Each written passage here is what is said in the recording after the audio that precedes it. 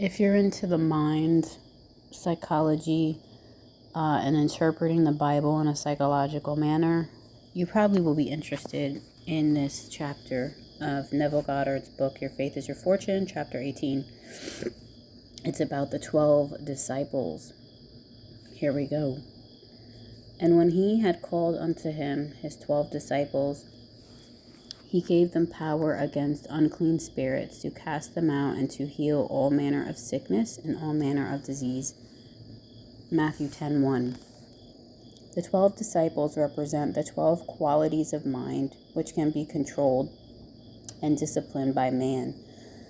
If disciplined, they will at all times obey the command of the one who has disciplined them. These 12 qualities in man are potentials of every mind.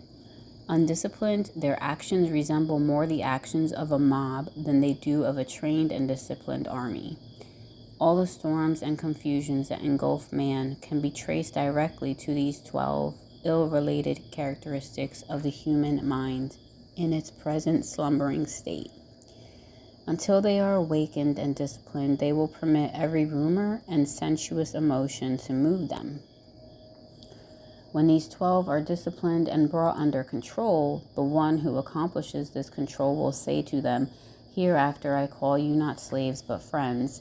Henceforth I call you not servants, for the servant knoweth not what his Lord doeth, but I have called you friends, for all things that I have heard of my Father I have made known unto you." John 15:15. He knows that from that moment on, each acquired discipline attribute of mind will befriend and protect him. The names of the 12 disciples, or 12 qualities, reveal their natures. These names are not given to them until they are called to discipleship.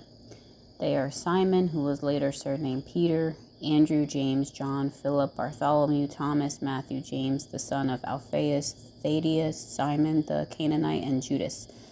Matthew 10, Mark 1, Mark 3, Luke 6. The first quality to be called and discipled and disciplined is Simon, or the attribute of hearing.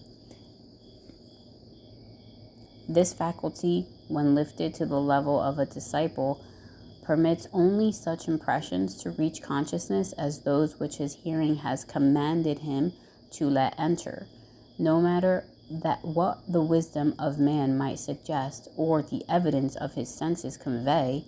If such suggestions and ideas are not in keeping with that which he hears, he remains unmoved.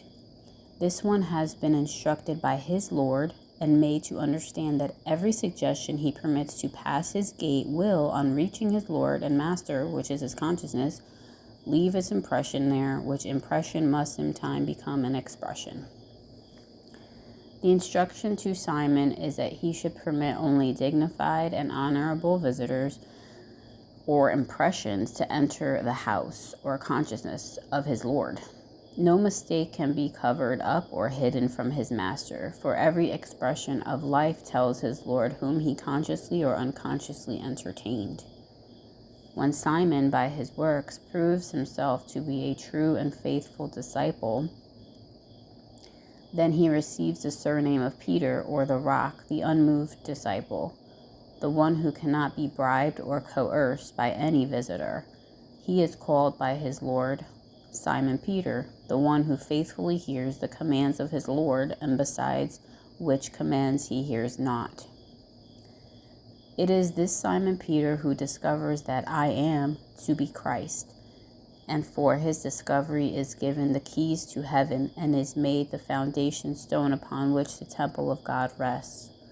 Buildings must have firm foundations, and only the disciplined hearing can, on learning that the I am is Christ, remain firm and unmoved in the knowledge that I am Christ, and beside me there is no Savior.